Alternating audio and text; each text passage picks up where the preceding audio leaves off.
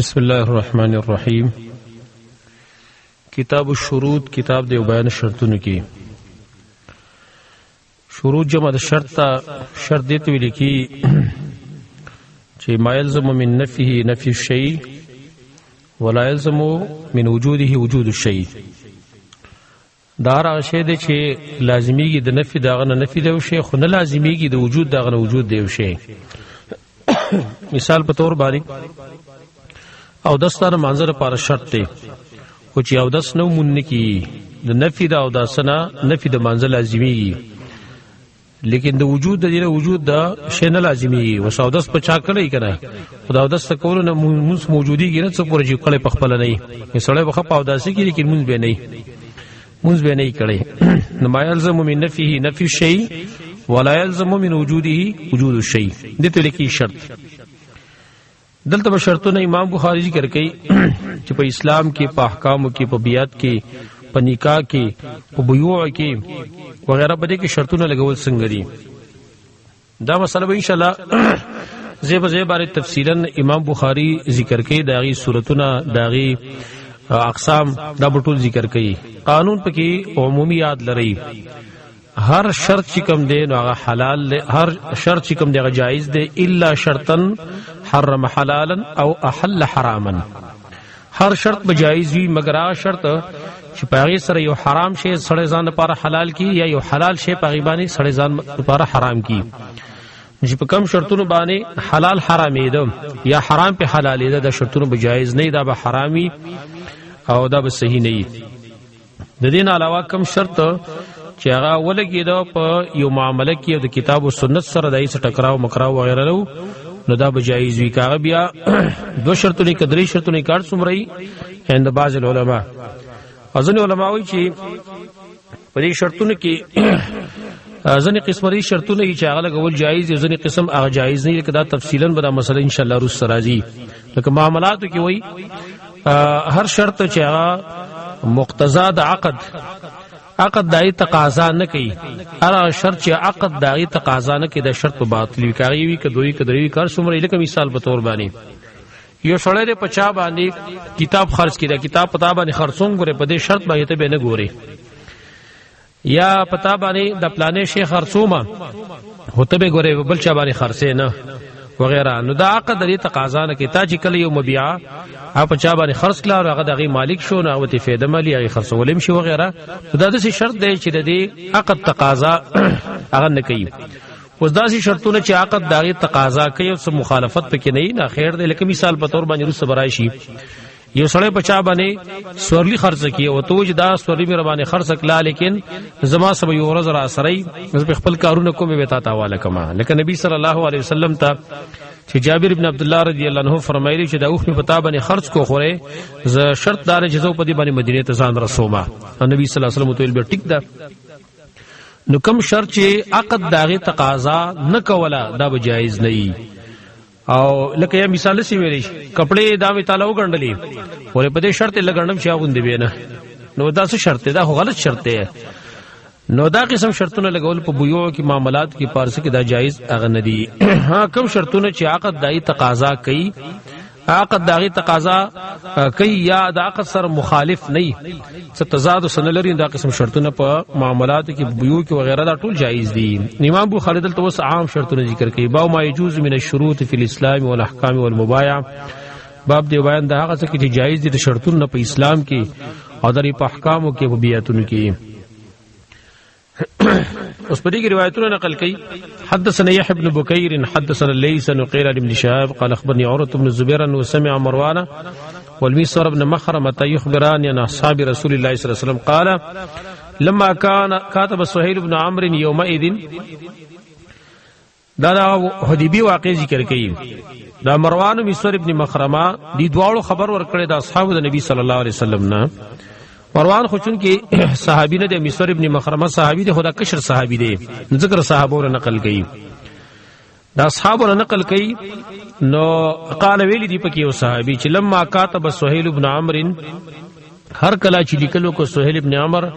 یوم ایدین په دغه ورځ باندې د ورځ د حدیبی کان فی مشترط سہیل بن عمرو نو باغ شرطونه کې چې لګولي سہیل بن عمرو عن النبي صلی الله علیه وسلم په نبی صلی الله علیه وسلم باندې اغدا انه لا یاتیک منا احد چې شاندار نه راځي تا ته زمنګ نه یوتن وین کان علی دینک اگر کستا په دین باندې الا ردته الینا مگر ته موږ ته واپس کین ګور دا شرط په کې لګولې دی دا شرط هغه جایز دی وخلیت بیننا وبینه او تب خالیوال راولی ما بین زم کې او ما بین دای کی فکره المؤمنون ذالک نو مؤمنانو دا خبر بد وکړه وامتعذوا منه او سخت شو دا خبره پاغي باندې وامتعذوا منه معنا دا غي باندې سخت شو اصل کې امتعاذا معنا غضب او شق علی غصه شوی په دی باندې وامتعذوا منه او غي غصه شو د دې د وجنه او یا سخت پریوتل پاغي باندې دا خبره خو مشهور معنا دا غضب وامتعذوا منه دی غصه شو د دې د وجنه وابا سهيل الا ذلك او انکار کو سهيل مگر دغه خبره نه مسلمانان ته ظاهر کې داري سي ذلت غونتی معلوم شي چې دا خو ذلت ته دا خو یو کمزوري د یو قسم لا چې دیو کم کسان مسلمانان شیا زمونږ نبی ته واپس کړي او چې دیو نراشي نو هغه با زمونږ د لاړ شیا نو واپس کړي نو سهيل وچ نه دا شرط پر اسدي کوي فكاتبه النبي صلى الله عليه وسلم على ذلك نو لیکل وخت دا سره نبی صلی الله علیه وسلم په خبر باندې فرد یوم ایدن ابا جندل الی ابیه نو واپس کې بدا ورځ باندې ابو جندل خپل پلار ته سہیل ابن عمرو دی ولم یاتی احد من الرجال اوران نرا طاقت یو تند نارینو نه الا رده فی تلک المده مگر هغه به واپس کوم په دغه موده کې د صلح جی کم ټیم په دې کې به واپس کا و ان کان مسلمان اگر که مسلمان بو وجال مؤمنات مهاجرات نرالی مؤمنه زنانه چې هجرت کوونکی وي په دغه موده کې دا لس کال لیکل شي کنه اگر چې هغه پوره نشو 3 کال پورې و چلیدم خو په دغه دوران کې زنانه چې کوم یغي هجرت کو نو مؤمنات به کرای چې هغه هجرت کوونکی او د خزو دا خبره چې کوونو دا په دې خط کې نو لیکل شي دا دې سیر شي و وکانت ام کلثوم بنت عقبه بن ابي معيط او ام کلثوم چې لور د عقبه بن ابي معيط تمیم من دا هغه خلق نو خرج الى رسول الله صلی الله علیه وسلم یومئذ چې دا متلو نبی صلی الله علیه وسلم ته بدا ورځ باندې وهي عاتق نو حاله چې دا زوار جنې وا ودیم هجرت کو فجعلوا انرال اهل داغي ورسرال يسالون النبي صلى الله عليه وسلم چې تپو سوال کو د نبی علیہ السلام نه يرجعها اليهم چې واپس کی دیتا فلم يرجعها اليهم واپس وتنک لولي لما انزل الله فيهن دی وجن چې الله نازل کړه د دې په باره کې د آیات اذا جاءكم المؤمنات مهاجرات ان کل شراشی تاسو مؤمنه زنانه چې هجرت کوونکی فهم تحنوهن د امتحان والے الله اعلم بایمانهن الله پوهه دای په ایمان باندې لیکن چې تاسو ښکارش الی قول تردیق الپورچ ولا هم یحلون لهن او هغه حلال دی د پاره تا زنانه د دې په نو واپس کولو کې حکمت اهل المداجی کړ چې زنانه دا کمزور مخلوق ته نو په دې باندې دباوم ډیر زیات اثر کوي یریګم ډیر زیاتې متاثرکیم ډیر زیاتې نو کدی بیرته واپس لې شي وینو د غي د ظلم او د جبر د وجه نه کېږي چې د بیرته سم مرتدي شي وي په لہذا سړی چې کبي نو هغه برداشت نه کولی شي خو زنانه کمزوري اکثر قال عروه فاخبرتني عائشه نو ما ته خبره کړې د عائشه ان رسول الله صلی الله علیه وسلم کان یمتحنهن بهذه الايه عائشہ فرمایي چې قنن رسول الله صلی الله علیه وسلم هغه به امتحان غسر دي زنانو بهذه الايه په دې آیه سره چې ايو الذين امنوا اذا جاءكم المؤمنات مهاجرات فامتحنوهن ایمان ولکل چراشی تاسو مؤمنی زنانه چې هجرت کوونکې نه امتحان واخلې دی هغه امتحان چې کوم دی هغه په اورس اور پسې آیت کې دی چې دی بشرک نه کوي د الله سره غلا بنه کوي او دارګي زنا بنه کوي بهتان بنه تړي وغیرہ الى تردی پور دی آیت پور دی چې غفور رحیم قال عروه قالت عائشه فرمای فمن اقر بهذا الشرط منهن نو چا بچ اقرار کو په دې شرط پر دغینا علا لا یشرک بالله په دې شرط دی بشریک نه جوړې د الله سره نو قال لها رسول الله صلی الله علیه وسلم نبی صلی الله علیه وسلم تو فرمایل قد بایعتک ما تاسو ربیتو کو ای بچ کله دا شرط نو منودل چې منګه تاسو ربیت کو په خبره چې شریک په نه جوړو د الله سره غلا بنه کو زنا بنه کو بهتان و چې کوم دیغه نه جوړ نه تړو نو چې کله به دا خبره پاغي په اقرار وکړو او دې کې به قسم او سره یو قسم له قسم وکنه نبی بوت قد بایعت کی ماتا سربیت کو کلامن دا په خبر باندې بوت ویل یکلمها به چې دا خبره به کوله دا غزنانو سر په دې باندې دا خې سر په دې باندې صرف په خبرو باندې بیعت کړي والله قسم بالله ما مست يده يد امراه قط في المبايعه وی قسم په الله نه دې مسکړې لاس ته نبی سلام لاس ته وی خزي چرتم فی المبایعات په بیت کې وما بایعهن الا بقول او بیت نو کړ نبی سلام زنانو سره مگر په وینا باندې دا د زنانو سره د بیت طریقه ده چې زنانو سره کله بیت کېدل شي کنه خلیفۃ المسلمین امیر المؤمنین او خو د عام خلک بیتونه کوي پیر پرست سره کوي دا تنظیمونه والے کوي دی بیتونه هیڅ قسم حیثیت نشته په اسلام کې بیعت چې کېدلی شي نو هغه د خلیفۃ المسلمین سره کېدلی شي امیر المؤمنین سره کېدلی شي دا ټول بدعات دا کم چې د خلک د بیعتونه کوي خاص کر د پیر پرست خلک نو بیعت طریقه دار د زنانو سره چې دا په خله باندې کېدلی شي او ته په خله باندې وای هغه به اقرار کوي او یو پیران صاحبانی وردا خو پښتنو خبره خو دې بخلی دی بخزل سبا لاس لاسي غاړې ولا ور کوي خذل پردو خذل غاړې ورکې داسې بی غیرت خلک موږ ابو جاته جون کې نه دي کوم چې پیر پرست خلک دی پیران لشي څوګزي کنه دې بشان په دنیا کې بی غیرت خلک موږ نه دي پته لګي چې دی د خنزیر خو خوري د چی خوري دا توحید چې کوي توحید دا په سړی کې غیرت پیدا کوي دا شرک نه رسید غټ بی غیرت جوړي تاسو ګورئ د ویډیوګانی په سوشل میډیا باندې پردی زنانه به یو سیو پیر سره بناسي پیر بوله غاړې ورکړي او لاس بوله ورکړي دا ټول بی غیرت خلک دي حدثنا ابو نعيم حدثنا سفيان عن زياد بن علاق ګور دلته اوس په اسلام پر خبره کې شرط لګیدل دی اسلام په خبره کې هغه دار چې سہیل ابن عمر دالی کل وکړه چې ګوره کم کس مسلمانې ده او ستا خپل درته ته به موږ ته واپس کې نو دا شرط اوس نبی صلی الله علیه وسلم نو د کوبري ګډ خیر راووته او دغه شرطونه اگر چې په ظاهر کې مسلمانانو ډېر ګران پرې وتلیو لیکن دومره خیر په کې راوتل دي چې دا لس کالا لیکل شي او لس کالا پورا نشو بیا درې کالا دا موحده و چې تقریبا کم درې یا درې کالا مخکې وای دومره خلک نو مسلمانان شوي څومره چې په دې موده کې مسلمانان شي ولې دا خلک چې کوم د دې صحابه کرامو سره اختلاط راغی ناس تپاس تر له ازادي رااله دیو مکه ته تلل هغه مدینه ته راتلل د ناس تپاس دا آزاد شوا د مسلمانانو د طرز او طریقې او د غیر اخلاقونه کفار چې کوم ډیر متاثر شول او اسلام چې کوم دیغه ډیر زیات خور شو په دغه درې کاله کې وي تقریبا لزر کسان د مسلمانان شي وي دومره خیر پکې راووته حدثنا ابو نعيم حدثنا سفيان عن زياد بن علاقة قال سمعت جريرا يقول بايعت رسول الله صلى الله عليه وسلم فاشترط علي جرير بن عبد الله فرمایي چې ما بیعت کړو د نبی صلی الله علیه وسلم سره نه فاشترط علي نو ما باندې شرط کړو ګوره په اسلام باندې هغه شرط لګولې دي شرط لګولې په ما باندې چې تاسو اسلام قبول لې هو النصح لكل مسلم خو ته خیر خوایلټه د هر مسلمان لپاره نو په اسلام کې شرط لګول هغه جایز دي دغه روایت هبل طریقې سے نقل کی حدثنا مسدد حدثنا يحيى عن اسماعيل قال حدثني قيس بن ابي حازم عن جرير بن عبد الله قال بايعت رسول الله صلى الله عليه وسلم على اقام الصلاه دا جرير بن عبد الله فرمایي چې ما بیعت کړو د رسول الله صلی الله علیه وسلم سره على اقام الصلاه په پابندۍ د مانځ باندې چې زبر مانځ پابندۍ کوم و ایتای زکات په ور کولو د زکات باندې و نصح لكل مسلم او خیر خوای لټول د هر مسلمان د پاره هر مسلمان لپاره خیر خوای لټول دا شرط امام لګولیو نو ته یو سړی ته دا ویلې شي چې ته اسلام راوړی خو اسلام وساله قبولي ورته مونږ کې جمله برازي زکات بور کې وغیرہ خیر خوای بلټل مسلمانان د پاره پلانې کار وکړه دا شرطونه په لګولې شي اگر چې په اسلام کې دا موجود دي خو کې دې شغه د تیار نشي دا مزید تاکید د پاره ته بای باندې شرط لګولې شي نور خو چې سړی اسلام راوړو او د اسلام دعوا غوښله مسلمان شوه دا کارونه وکي خو زیات دي تاکید د پاره دا شرطونه په سوال لګولې شي ځکه چې نبی صلی الله علیه وسلم باندې رسول الله صلی الله علیه وسلم په دې خبرو باندې د صحابه سره بیعتم کاوه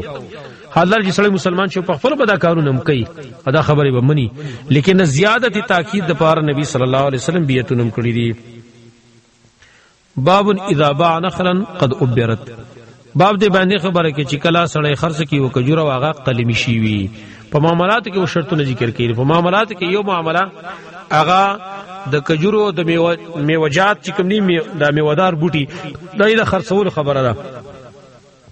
یو کجوره د وساته قلمی کړي ده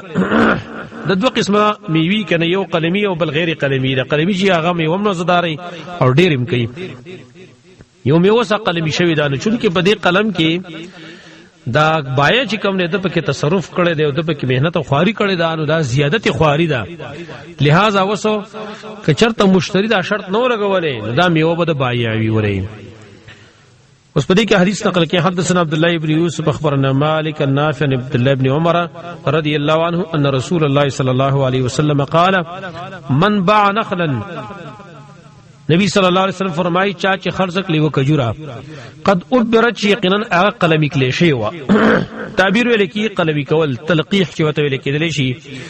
دا کوم چې باریز ونه کنا خزونه اصل کې دا غنه یو لرګي راوالي او په دې بل وره کې چې کوم دی هغه کې دغه خاص طریقې وي د تعبیر ویل کی مو ته قلم ویو چا چې خرڅ کړي و کجورا قد ابرت یقینا قلمی کلی شی و دې جملې نه دا معلومه شو دا یو قسم لا شرط دی کنه قد ابر دا صفت د نخلند پاره دی او دا صفت جی په منزله د شرط پانی وی نو دا معلومه شو چې شرط دا کجوره نو قلمی شوی دا کجوره یا دا ونه نو قلمی شوی او په دې کې خپل میوه شوی خپل میوه نو که چرته دا بای خرڅول نه بیا به دا مشتری غره به دا بای نه ځکه کار نه کړي کنه چې قلمی شي والدا قید احترازی نه دا قید اتفاقی نه قید احترازی دی چا چې خرڅ کړي کجوره قد ابر چا قلم کلی شی او فثمرتها للبائع داغه میوه به د پاره د بایع وی د خرڅون کی وی الا ان یشترط المبتاع مگر که شرط ولګي اغستون کی وګوره شرط اوس پلته پدې بیا کې هغه ولګاو او دا شرط کوم دی د مقتضا د عقد سره سم منافات نه لري عقد تقاضا د مقتضا د عقد سره هیڅ قسم منافات نه لري زما خوبانه ده الوچی دی امرود دی یا کجوره دا وغیرہ دا ټول ما قلمی کړی اوس پدې کې میوه شوی دا ونه زپتا خرڅو میوه نه ګوره یو میوه دا یو ونه دا ونه زپتا باندې خرڅو ما نو پدې ونه کې چې کمی میوه دي دا میوه به زمای مگر کتا شرط ما سو لگاو چې ګوره دا کجوره د ناخلم خو پدې شرط چې دا میوه براز لام راکې او ما سره تسلیم کړي جبر ټی شدام درکې به ټیک دا خو کچرتا دا خبر به کې منس کې نه وراغلي اس ذکر میکر به کرو راغله او چې کله تخپل ونه والا میوه بزوړم او دا حدیث هغه دلیل له فثمرته البيع لا يشترط المبتاع دلته بل مسلو سر بزمن کی یاد لري هغه دارا